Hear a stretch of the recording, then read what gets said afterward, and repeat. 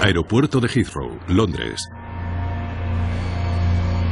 Una pelea a muerte. BEA 548 solicita arrancar. La tripulación del vuelo 548 de British European Airways estaba completando los preparativos para un vuelo a Bruselas. Parece que será un viaje accidentado por el mal tiempo. BEA 548, permiso para arrancar. El comandante Stanley Key tenía el día libre, pero le habían llamado en el último momento. Era un antiguo piloto de la RAF y uno de los comandantes más cualificados de la línea aérea. Starter Master encendido. El comandante Key llevaba mucho tiempo volando con el avión y tenía mucha experiencia. Cuando volabas con él sabías que tenías que cumplir las reglas con precisión y sin discusión alguna. Muchos de los 112 pasajeros eran hombres de negocios que aprovechaban la rápida conexión de BEA con Bruselas.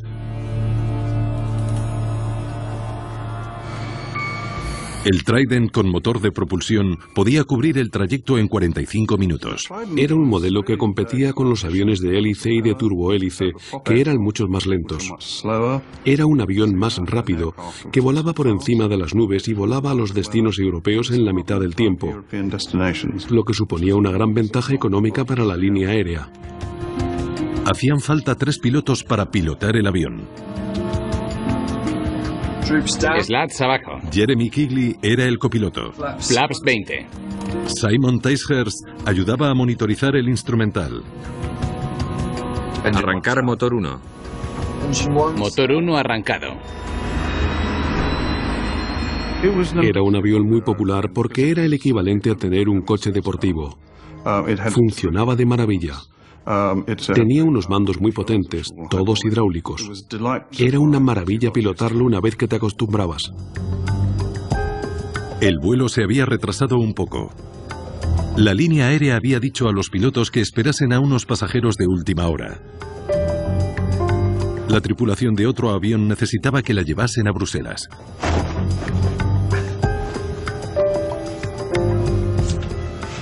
Siéntese, comandante. El comandante Key sacaba más de 30 años a los otros 2 pilotos. Y existían las diferencias naturales entre 2 generaciones. Una consideraba a la otra estirada y la otra consideraba irresponsable a la más joven. Había una barrera generacional. BEA 548 listo para despegar. BEA 548, permiso para despegar. 548. El comandante ordenó acelerar para despegar. Máxima potencia.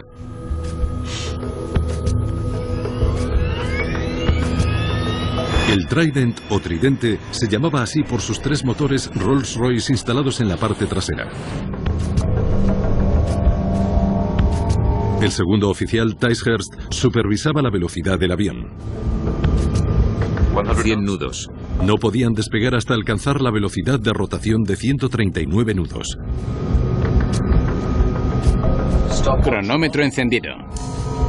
Mientras tanto, Kigley prestaba especial atención al tiempo. Formaba parte de un procedimiento especial diseñado para minimizar el ruido de los aviones sobre áreas pobladas. Era un motor muy ruidoso, con unos chasquidos desagradables. Así que la reducción del ruido era un problema donde quiera que volase.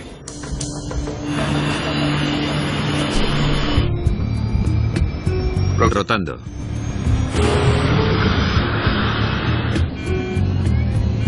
Una vez que alcanzasen suficiente altitud, tendrían que decelerar ligeramente para reducir el ruido del motor. Tenían que ajustar la potencia y reducirla, cuando lo mejor sería mantenerse a plena potencia. Pero tenían que hacerlo para reducir el ruido. El personal del aeropuerto medía los niveles de ruido 90 segundos después. Si los pilotos lo hacían mal, se les ponía un punto negro en su historial. Existía una gran presión por hacerlo con exactitud y rapidez. Tren de aterrizaje arriba.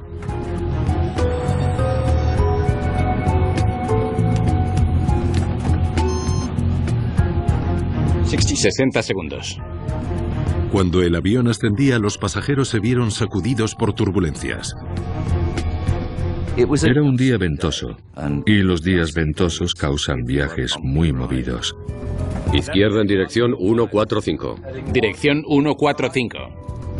La ruta del avión giraba a la izquierda nada más despegar, hacia el este, sobre el pueblo de Staines, antes de proseguir hacia Bruselas.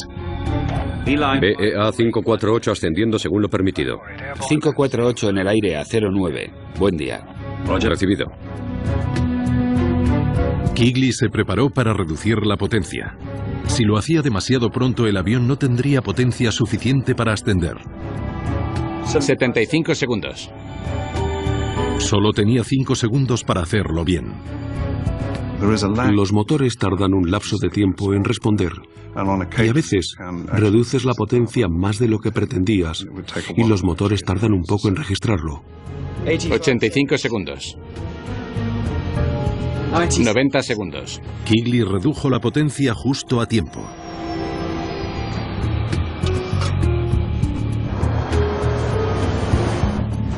Pasando 500 metros. El procedimiento salió bien. BEA 548, asciende a nivel de vuelo 60-6615. La torre les permitió ascender más. Hasta 60. Pero entonces, ¿Qué es eso? el avión empezó a perder altitud.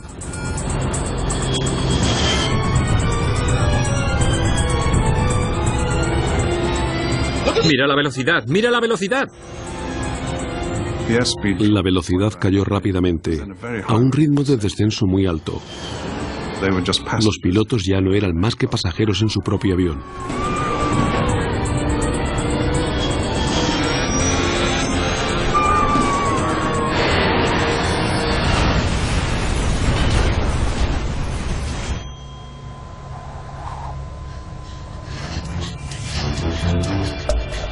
El avión se estrelló en un campo vacío, a pocos metros del pueblo de Staines. Estaba en casa con mi bebé de 12 semanas y oí un estruendo. La residente Frances Castledine dejó a su bebé con una vecina y corrió al lugar del accidente. Si hubiera avanzado 50 metros más, habría llegado al centro de Staines, sobre las tiendas y las casas. Frances era enfermera. Enseguida empezó a rebuscar supervivientes entre los restos. Tenía mucho miedo de que hubiera un incendio, porque había un vapor muy pesado en el aire. Y tuve que decidir si volver a casa con mi bebé o quedarme a ayudar.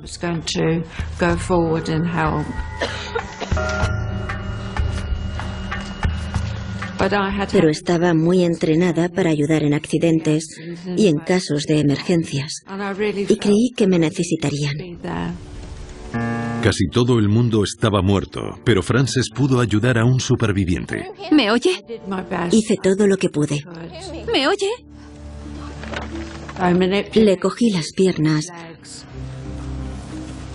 y se las vendé con unas tablillas que encontré entre los restos. Se va a poner bien.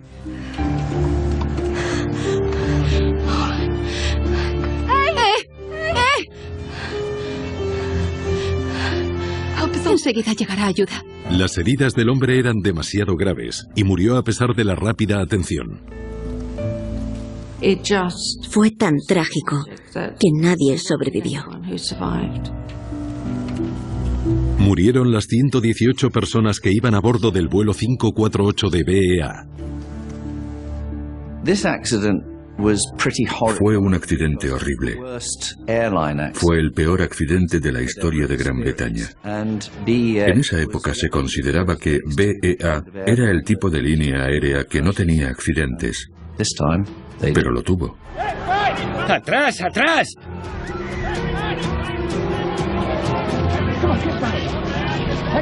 ¡Venga, muévanse!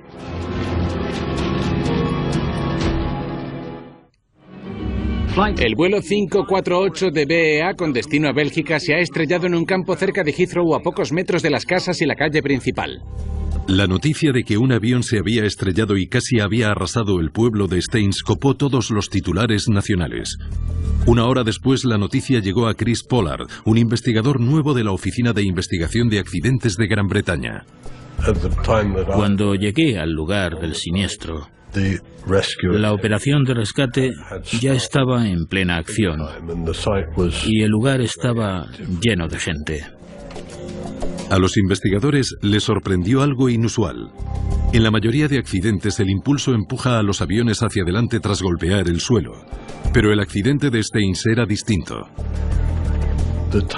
La cola no se había alejado mucho de donde había golpeado el suelo y el resto del avión no se había movido más de 50 metros, que es muy poca distancia para un avión tan pesado. Los cables eléctricos cercanos revelaron parte del porqué. Los investigadores más experimentados señalaron los cables eléctricos que había sobrevolado el avión poco antes de estrellarse. Si se rodeaban los restos de la cola, al mirar hacia atrás y hacia arriba se veían los cables de alta tensión, lo que revelaba que el avión tuvo que caer en un ángulo muy agudo para no chocar con los cables. Los cables intactos y la concentración de los restos indicaban a los investigadores que el avión había caído al suelo de modo repentino y empinado. Era una señal clara de que el avión había entrado en pérdida. Un avión entra en pérdida cuando vuela demasiado despacio para generar suficiente viento sobre las alas que le proporcione empuje hacia arriba. Cuando el avión chocó con el suelo tenía el morro ligeramente levantado. Iba surcando el cielo así. Un avión puede entrar en pérdida por muchos motivos distintos, desde un fallo del motor a un error del piloto. Pollard estudió los restos en busca de la razón de la entrada en pérdida. Cada trozo de escombro era una pista en potencia. Te puedes encontrar algo inesperado y entonces necesitas explicarlo. Puede que resulte una falsa alarma o que sea algo crucial. Y cuanto mejor recuperes los restos, más fácil lo tendrás todo. Más despacio, ¿vale? Si no recuperas los restos con cuidado, te complicas mucho las cosas. Había otro reto. En 1972 los aviones del Reino Unido no tenían que llevar grabadoras de voz de cabina. Al investigador moderno, las grabaciones de voz de cabina le ayudan muchísimo con los accidentes, cuando están disponibles, porque así entienden lo que pasó en la cabina. Nos olvidamos de lo difícil que debía de ser investigar antes. Los investigadores solo tienen la información de las grabadoras de datos de vuelo y tardarían en recuperar y procesar los datos. El resto de escombros se etiquetó cuidadosamente y se envió a la sede de la AIB en Farnborough. Todo eso tiene que ir al hangar. Allí se reconstruiría el avión como si fuera un rompecabezas, un proceso que llevaría meses. El equipo no tenía tiempo que perder. Si existía un problema con el Trident, los investigadores tenían que descubrirlo lo antes posible. Existía una gran presión para encontrar la causa del accidente. Hay que decir que el Trident era un avión de fabricación totalmente británica, con diseño británico. Por lo tanto, era muy importante para la industria británica que si el modelo tenía algún fallo, se encontrase y se corrigiese. La meteorología podía proporcionar una primera pista. Había un frente frío a unos 50 kilómetros y en el aeropuerto había una nube baja a unos 300 metros. Tren de aterrizaje arriba. Y había turbulencias moderadas variables. Era como conducir un coche por una mala carretera. Cuando hace mal tiempo, a veces las nubes de tormenta crean potentes columnas de aire que pueden derribar a un avión. Las rachas de viento extremo pueden provocar que un avión entre en pérdida. Los aviones son especialmente vulnerables durante el despegue. Están tan cerca del suelo que los pilotos tienen poco tiempo para solucionar el problema. El avión acababa de despegar y todavía estaba muy bajo. Si hubiera entrado en pérdida a miles de metros de altura, habrían tenido tiempo de sobra para diagnosticar el problema y reaccionar. Los investigadores tenían que saber lo grave que era el mal tiempo en Heathrow cuando despegó el avión. La AIB recibió un informe meteorológico detallado del día del accidente. Revelaba que las turbulencias no eran lo bastante fuertes para derribar un avión. Entonces, los investigadores centraron la atención en la información preliminar de la caja negra del Trident. La cantidad de información que grababa el Trident era la mayor cantidad que grababa cualquier avión de la época. Era alta tecnología. Se centraron en los datos del motor y buscaron alguna señal de que los motores se hubieran apagado o perdido potencia. Una pérdida repentina de potencia podría explicar la entrada en pérdida del avión. Pero los datos mostraban que los motores funcionaban perfectamente. El avión ascendió con potencia suficiente para mantener una velocidad segura. Nos quedamos satisfechos con los motores porque no mostraban pruebas de una pérdida de potencia. El avión no se cayó por un fallo del motor. La entrada en pérdida ocurrió muy al principio de un ascenso normal. La velocidad era ligeramente más baja de lo que debería, pero no drásticamente más baja de lo debido. No debería haber conducido a una entrada en pérdida.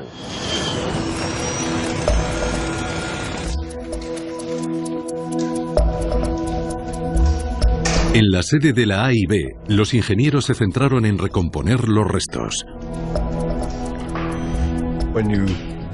En las reconstrucciones para una investigación, la mejor técnica es extender las piezas de una forma planificada para saber automáticamente dónde encontrar algo si lo estás buscando. Los investigadores comprobaron los sistemas reconstruidos para ver si había alguna pieza rota o mecanismo defectuoso que pudiera haber causado la entrada en pérdida.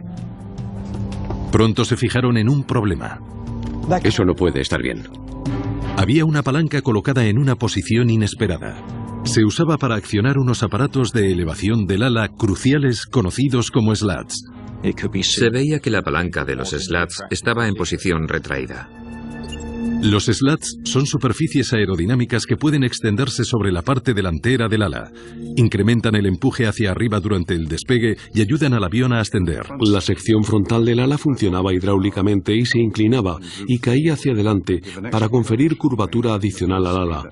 Y a baja velocidad te proporcionaba empuje hacia arriba extra. Los slats solo deben retraerse una vez que el avión tiene velocidad suficiente para mantener el empuje hacia arriba sin ellos. Si uno de los pilotos retrajo los slats demasiado pronto, el avión habría entrado en pérdida instantáneamente.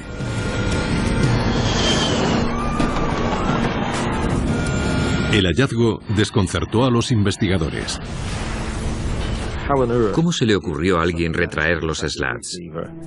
Y nadie se dio cuenta de lo que pasó. No tenía ningún sentido.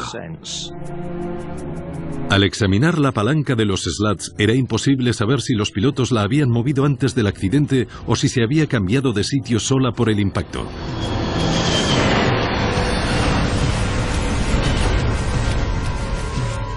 Incluso se podía haber movido durante las operaciones de rescate. Espere, por favor. Extendimos todo el sistema de slats en mesas delante del ala. Para determinar cómo habían movido los pilotos la importantísima palanca por última vez, Pollard tuvo que examinar cuidadosamente los cables que la conectaban. La palanca de los slats accionaba un sistema de cables que bajaban al motor y seleccionaban la posición en la que debía funcionar este.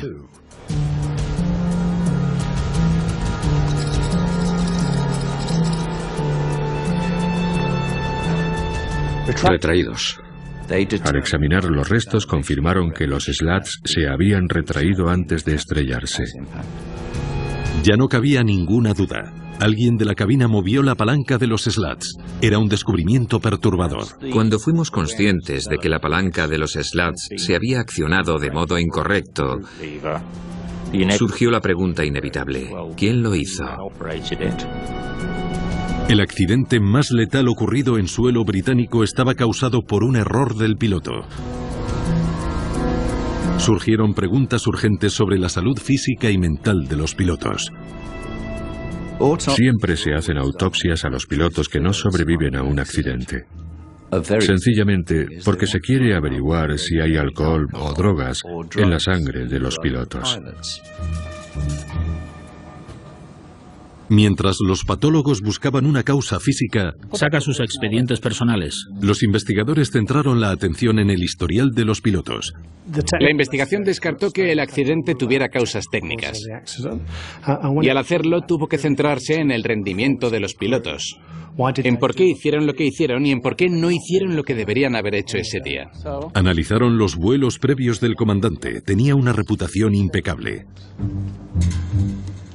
El comandante Key era un piloto de Trident muy experimentado, con más de 4.000 horas de vuelo, y también era un comandante con mucha experiencia. Sus despegues desde Heathrow eran casi siempre impecables. Tren de aterrizaje arriba. Pero el día del accidente hizo las cosas de otro modo. Vamos a ver las velocidades del día del accidente. Gracias. BEA 548 ascendiendo según lo permitido. 548 en el aire a 09. Buen día. Recibido. Al salir del aeropuerto, el comandante pilotaba el avión un poco más despacio de lo habitual. En esa ocasión, desde casi inmediatamente después de despegar hasta que ocurrió el accidente, hubo una disparidad pronunciada entre la velocidad a la que debía aspirar y la velocidad que estaba logrando. Era una pista intrigante. No era la forma en que solía ascender el comandante Key al despegar. A baja velocidad el rendimiento es muy crítico. El avión depende de la velocidad para obtener empuje hacia arriba y al estar tan cerca del suelo hay que pilotarlo con mucha precisión. Pon la foto de Key. La actuación normal de Key cumplía siempre las normas, pero ese día no las cumplió. Así que tuvieron que buscar los motivos por los que lo hizo. Ahora la bandeja de los restos. Una pieza de los restos apuntaba a una posible explicación. En la zona del ingeniero había una mesita y encima de ella había comentarios peyorativos del piloto sentado en ese puesto. Estúpidos. Ponía Key debe irse, seguido de varios comentarios peyorativos. ¿Me pasas la foto? La pintada encontrada en la cabina indicaba que los pilotos no se llevaban bien. A lo mejor el ambiente envenenado de la cabina dificultaba que los pilotos hicieran bien su trabajo. Enciende la luz. Los investigadores siempre buscan cualquier tipo de pista que indique el ambiente que reinaba en la cabina aquel día. ¿Puedes pasarlo a grafología, por favor? ¿Era especialmente tenso? ¿Era agresivo? Hay pequeños factores que pueden proporcionar pistas. Si los grafólogos podían identificar al autor de esas frases, los investigadores podrían estar un paso más cerca de averiguar lo que realmente pasó en la cabina del vuelo 548 de BEA.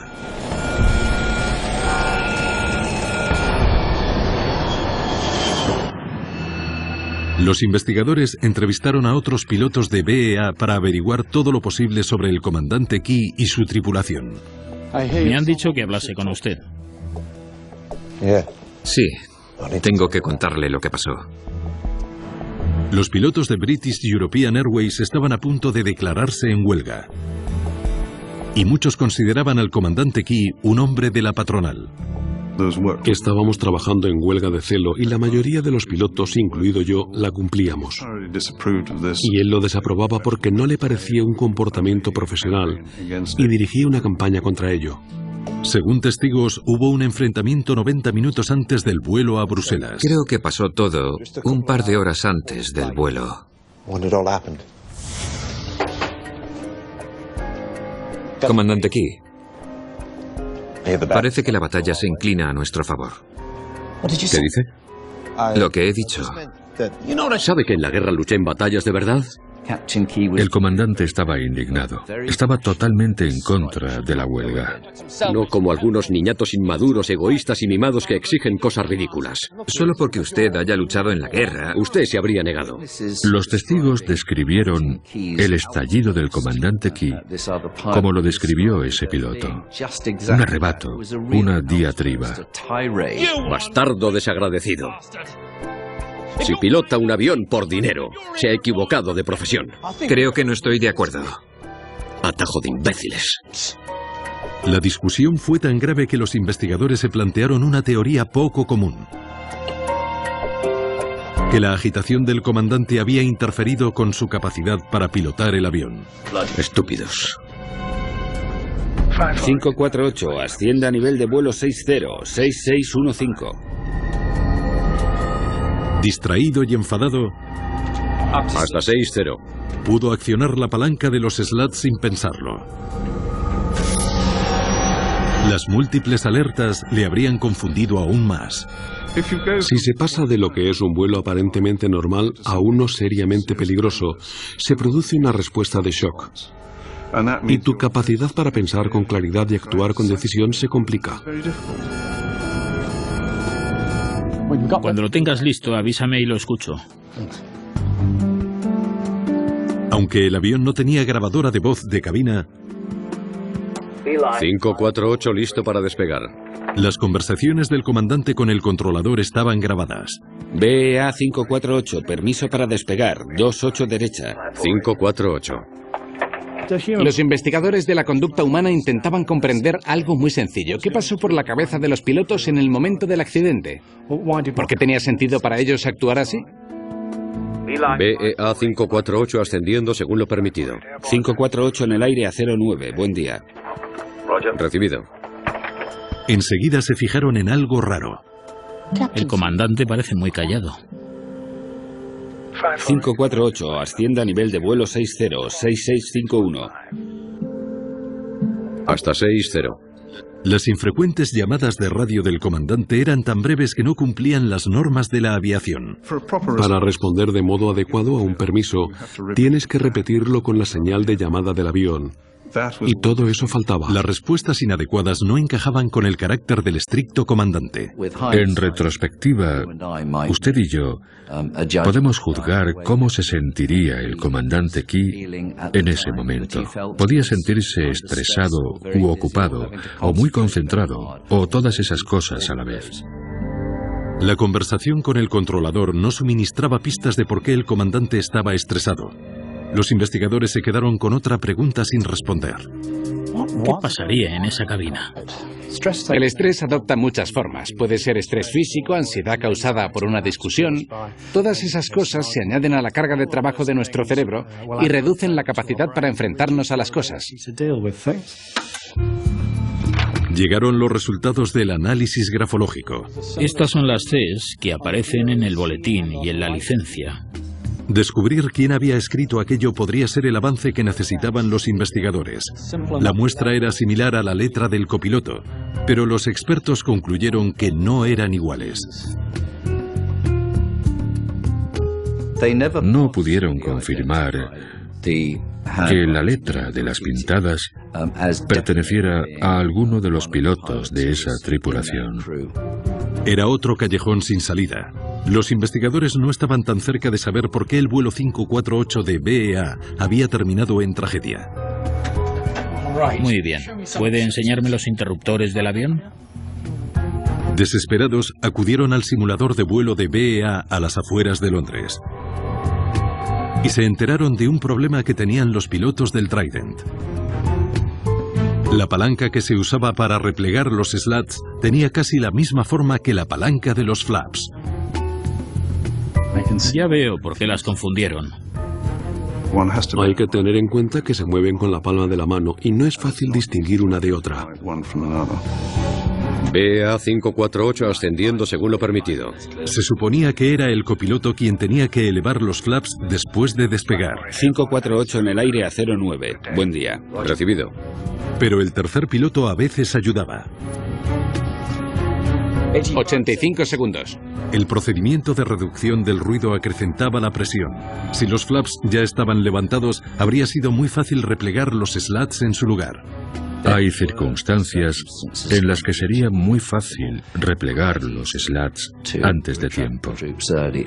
Y sería catastrófico. Si su teoría era correcta, los investigadores deberían ser capaces de encontrar otros casos en los que los pilotos hayan cometido el mismo error. El equipo revisó la documentación de vuelo de casi otros 100 vuelos del Trident.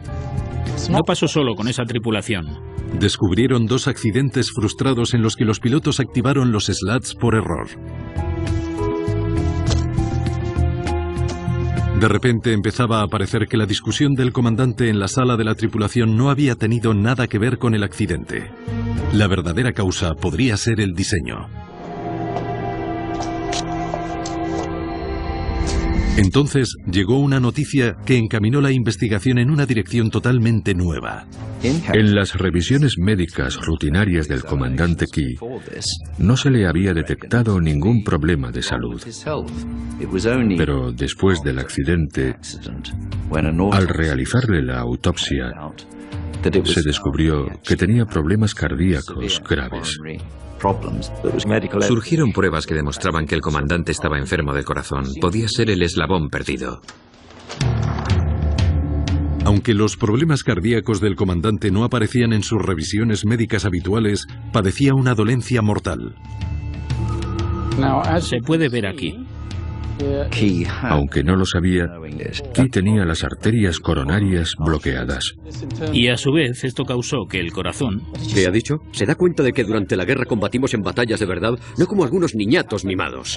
Los patólogos creían que el comandante Key había sufrido un fallo cardíaco durante las 2 horas previas al accidente. No es nada profesional ni nada digno. Podía haber estado causado por un aumento repentino de la presión sanguínea. ¡Bastardo desagradecido! Puede que el comandante no presentara los síntomas de una enfermedad cardíaca antes del accidente, pero a consecuencia de un suceso estresante, tal vez después de la discusión, parece que empezó a sufrir los efectos. Estúpidos. La teoría podía ayudar a explicar las inusuales llamadas por radio del comandante. BEA 548, permiso para despegar. 548.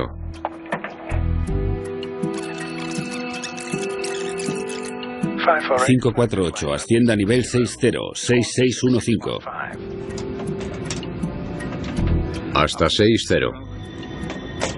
Si el comandante Key sufría dolores, habría mantenido sus respuestas lo más cortas posible.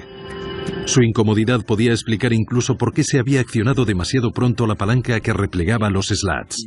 Su nivel de dolor se fue incrementando con el tiempo hasta que llegó un punto en el que quedó parcial o totalmente incapacitado. Pudo sentir cualquier cosa, desde un ardor de estómago a una indigestión que le produjo un violento dolor cercano a la muerte. Si pilota aviones por dinero, se ha equivocado de profesión. Los investigadores por fin tenían una posible explicación de lo que había ocurrido en la cabina del vuelo 548. Atajo de imbéciles.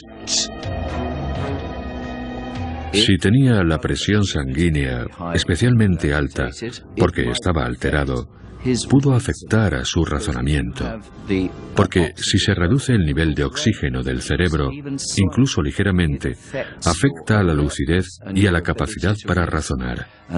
Y los investigadores de accidentes determinaron que podría haber sido así en este caso. Muy bien, hay que revisar a fondo toda la información. Pero seguía habiendo una pregunta recalcitrante. Ese día había otros pilotos cualificados en la cabina. ¿Por qué ninguno había hecho nada para salvar el avión? El subcomandante sentado en la parte trasera estaba demasiado lejos de los mandos para prestar ayuda. Pero los 2 copilotos podían haber reaccionado ante la crisis. Ni el comandante Key ni los demás pilotos se dieron cuenta de que el replegado de los slats fue la causa de la entrada en pérdida, porque nadie intentó volver a desplegarlos. Si lo hubieran hecho, habrían impedido la entrada en pérdida. Jeremy Keeley. Los expedientes de los pilotos proporcionaron una posible explicación. A causa de la disputa laboral se había interrumpido el programa de formación de la línea aérea.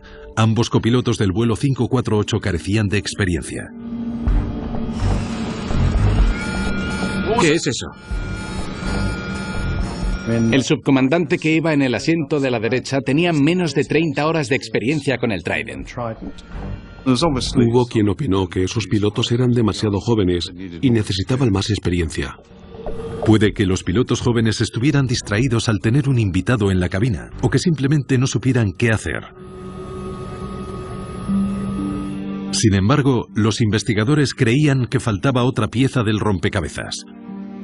Todo se remonta a esa discusión. Unos niñatos mimados que exigen cosas ridículas. Solo porque haya estado en la guerra. Y su negativa a cumplir su deber no es nada profesional. Los investigadores se enteraron de que 1 hora y media antes de despegar, el copiloto Jeremy Kigley había presenciado la trifulca de Key. Si va a pilotar ese avión por dinero. Sospecharon que había impresionado mucho al joven piloto. Tras presenciar un arrebato como ese, me imagino que si era nuevo en la tripulación, no conocía al comandante y no confiaba demasiado en sí mismo, se pondría nervioso sobre su propia actuación. No le ayudaría a mejorarla, debió de resultarle muy intimidatorio. Atajo de imbéciles. Afectado por el mal carácter de su comandante, Kigley pudo estar más propenso a cometer errores y menos dispuesto a corregir los errores del comandante. Sirvió para reforzar la idea de que el comandante era autoritario y que no se le podía desafiar a la ligera, sobre todo aquel día. No obstante, había otro misterio. Los investigadores sabían que el Trident estaba equipado con un sistema de seguridad que avisaba de la entrada en pérdida. Si la velocidad se reducía demasiado, la palanca de mando empezaba a temblar y avisaba drásticamente a los pilotos de que el avión estaba a punto de entrar en pérdida. La palanca vibra de un modo característico y a la vez produce un traqueteo inconfundible. Los pilotos estaban entrenados para reaccionar a la alarma bajando el morro del avión para aumentar la velocidad y ganar elevación. Si eso no funcionaba, existía un mecanismo de protección, un dispositivo de recuperación. Movía los mandos hacia adelante para bajar el morro, aunque los pilotos no lo hicieran. Ese dispositivo garantizaba que el morro se bajase hasta una posición en la que se incrementase la velocidad y el avión se recuperase. ¿Por qué ese mecanismo no impidió que el vuelo 548 entrase en pérdida y no salvó la vida a todos los que iban a bordo? Los investigadores estudiaron los datos del vuelo BEA 548 en busca de cualquier señal de que el sistema antientrada en pérdida hubiera fallado. Parece que se encendió aquí y aquí, pero no se mantuvo encendido. Los datos mostraban que el mecanismo de recuperación se había activado, pero no durante el tiempo suficiente para impedir el accidente. Ese hallazgo solo podía explicarse de dos modos: o el mecanismo de recuperación había fallado, o los pilotos lo habían desactivado. El sistema de recuperación de pérdida se podía desactivar si se decidía que funcionaba incorrectamente. Para averiguar lo que había pasado, el ingeniero Peter Coombs tuvo que comprobar todas las conexiones eléctricas del sistema. Por suerte, los sensores de incidentes habían sobrevivido al accidente aparentemente indemnes. Y había otra serie de componentes del sistema que examinamos y descubrimos que funcionaban con precisión. Los resultados del análisis de Coombs apuntaban a una conclusión asombrosa. El sistema antientrada en pérdida del avión funcionaba correctamente. Pero por algún motivo, tal vez porque creían que el avión no estaba entrando en pérdida, uno de los pilotos lo desactivó. Al desactivar el dispositivo de recuperación de pérdida, eliminaron la recuperación natural del avión, que volvió a entrar en pérdida. Y después de eso, estaban perdidos, porque el avión ya no tenía suficiente altura para recuperarse de la pérdida.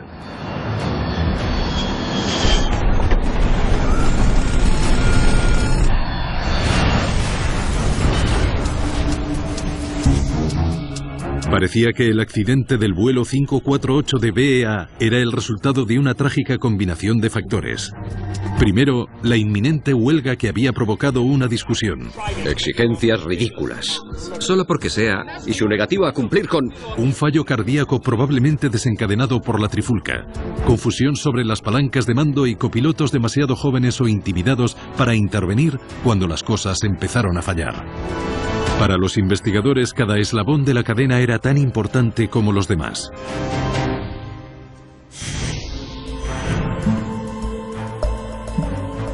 Para tratar de resolver algo tan complejo hay que tener en cuenta la multitud de pequeños factores que influyen en un accidente, no una sola cosa sencilla.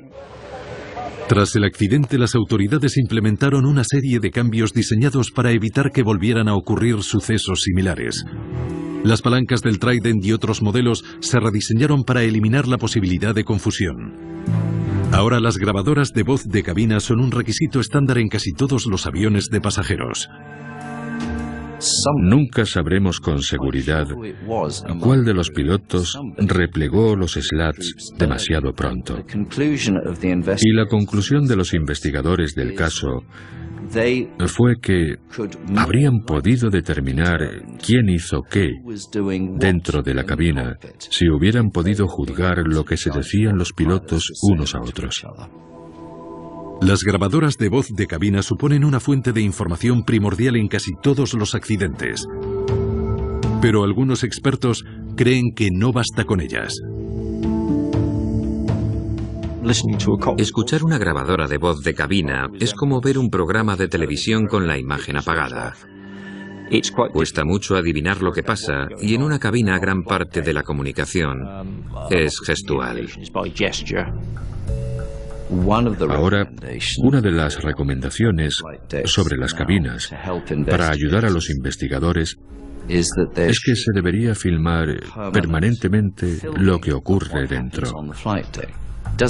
No hace falta que sea una grabación en pantalla ancha de lo que hacen los pilotos y cómo se beben el café, sino con un teleobjetivo que enfoque los mandos que usan y el instrumental de vuelo.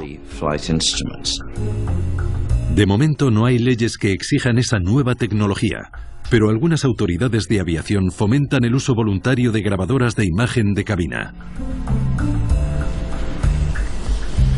En los años siguientes al accidente, Hawker Siddeley se enfrentó a la competencia creciente de fabricantes rivales. Cesó la producción del Trident en 1978. Se vio superado por el Boeing 727, que tenía un diseño similar, con 3 motores en la cola, pero un rendimiento ligeramente superior en ciertos aspectos. Pero el legado del accidente de Staines perdura. El accidente puso en perspectiva la importancia del factor humano en la cabina. Estúpidos. Hoy en día se toma mucho más en serio el modo en que interactúan los pilotos. Los aviones modernos operan de un modo muy distinto. Ha mejorado el modo en que los pilotos solucionan las cosas. Es un mundo mejor y más seguro. Es una pena que para ello hiciera falta que murieran 118 personas.